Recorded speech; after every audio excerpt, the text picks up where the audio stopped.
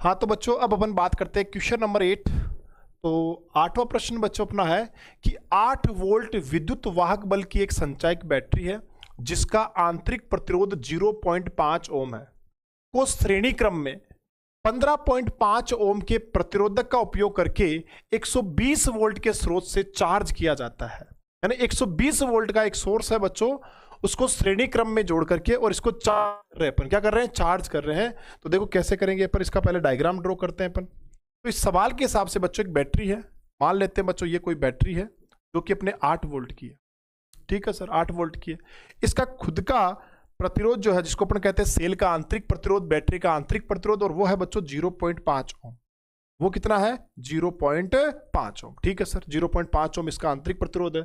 और इसके साथ बच्चों अपन क्या कर रहे हैं, श्रेणी क्रम में एक प्रतिरोध जोड़ रहे हैं बच्चों। ये लो साहब श्रेणी क्रम में एक प्रतिरोध जोड़ दिया हमने, और वो है बच्चों 15.5 ओम का, 15.5 ओम का, ठीक है। और साथ में बच्चों अपन एक बैटरी को और जोड़ेंगे 120 वोल्ट की। चाहे तो आप यहीं दिखा दो या फिर इसको ऐसे पूरा सर्किट बना दो, बोले आप, है ना, ऐसे पूरा सर्किट बना दो आप,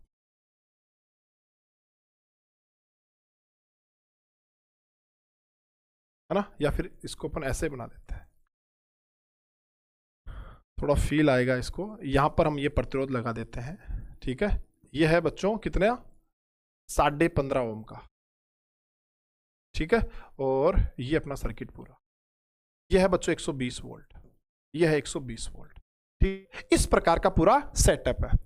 अब बच्चों अब यहां पर बच्चों दो बैटरीज लगी हुई है, और आप सब ने सेलों का संयोजन पढ़ा है, हाँ सर पढ़ा है। यहां पर बच्चों अगर हमें इसे चार्ज करना है तो जिस सोर्स से हम चार्ज कर रहे हैं उसके पॉजिटिव टर्मिनल को अपनी बैटरी के पॉजिटिव से जोड़ना पड़ेगा और नेगेटिव को नेगेटिव से जोड़ना पड़ेगा। बीच में ये प्रतिरोध तो लगे हुए हैं ही है।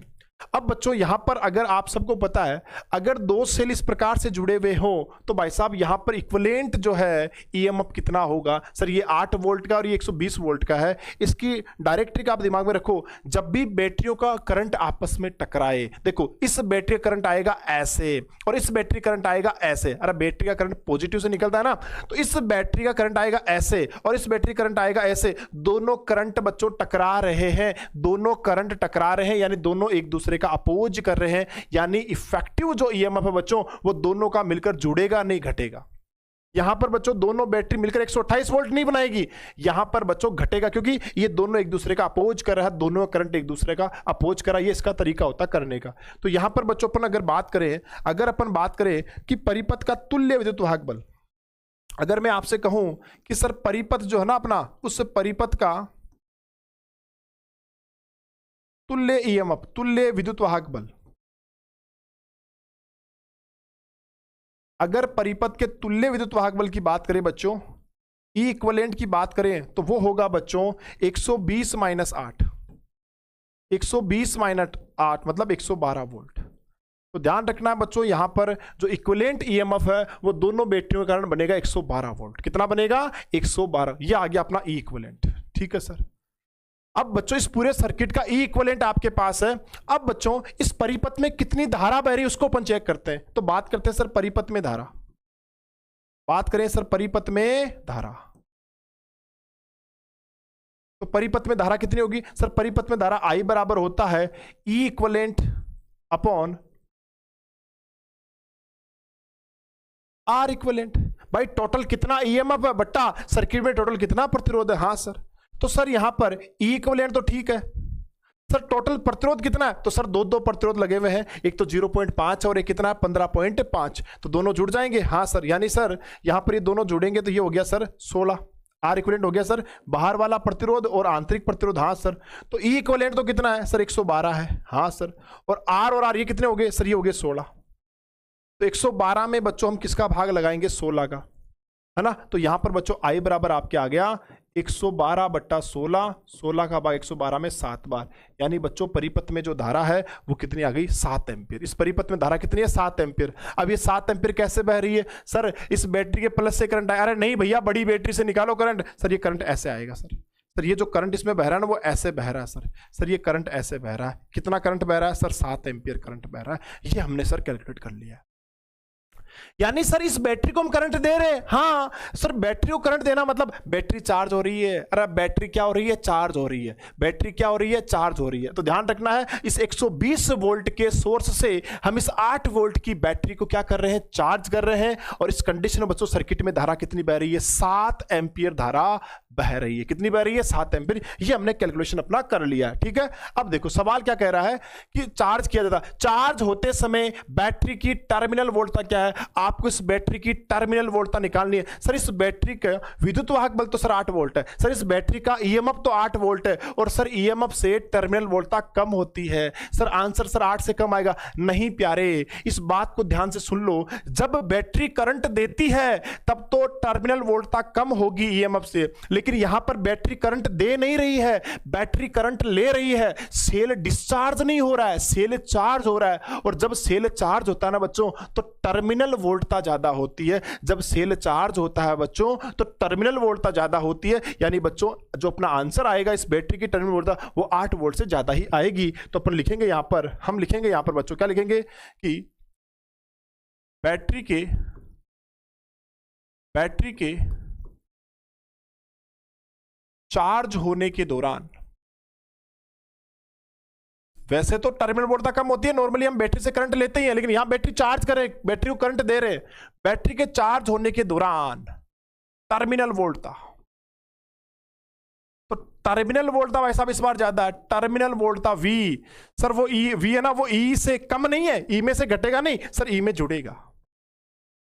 E से E माइनस आई आर करते हैं नॉर्मली, अपन किया था इस एनसीईआरटी में सवाल किया हमने स्टार्टिंग के, लेकिन यहां पर E प्लस आई आर होगा, टर्मिनल वोल्टता ज्यादा होगी ईएमएफ से। ओके सर, हाँ भाई यही चाहिए मैं तो। V बराबर सर E कितना है? सर E तो 8 है, प्लस I कितना है? अरे सर्किट में E कितना? 8 है। I कितना है? सर सर्किट में धारा 7 एम्पियर है, तो मैं I की जगह क्या लिखूंगा? 7। और आंतरिक प्रतिरोध कितना बैटरी का? 0.5। बैटरी का आंतरिक प्रतिरोध कितना? 0.5। तो V बराबर कितना आ गया बच्चों? 8 प्लस ये 7.5 का गुणा कर रहे हैं अपन, 1.5 का मतलब 1/2, 1/2 मतलब सर ये 3.5, तो ये सर 8 प्लस 3.5, सर ये तो आ गया V बराबर 8 और 3 11.5 वोल्ट।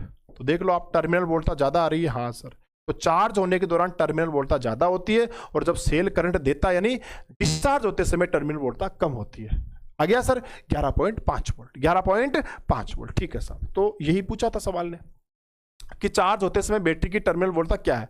आगे क्या कह रहा है? चार्जकारी परिपथ में ये जो चार्ज करने वाला ये जो पूरा सर्किट है, इसमें प्रतिरोधक को श्रेणी क्रम में संबंध करने का क्या उद्देश्य है? यानी आपने श्रेणी क्रम में ये जो प्रतिरोध लगाया ना बच्चों 15.5 ओम का, इसका क्या उद्देश्य है? तो बच्चों इसका उद्देश्य है धारा को कंट्रोल करना। सोचो अगर ये नहीं होता, मैं फिर रिपीट कर रहा हूं बच्चों, 15.5 ओम नहीं होता, 15.5 नहीं होता, तो बच्चों यहां पर प्रतिरोध 0.5 ओम होता, और प्रतिरोध 0.5 ओम होता तो धारा 224 एम्पियर होती। बहुत भयंकर धारा होती, परिपथ जल सकता था, बैटरी जल सकती थी अपनी ये।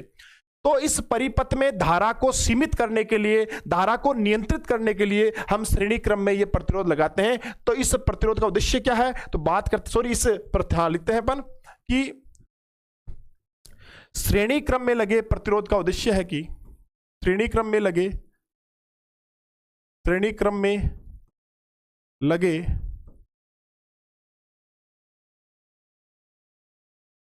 प्रतिरोध का उद्देश्य कि क्यों लगाते हैं भैया इसको, तो लिखेंगे परिपथ में धारा को नियंत्रित करने के लिए, परिपथ में धारा को सीमित करने के लिए या नियंत्रित करने के लिए, सीमित करने के लिए।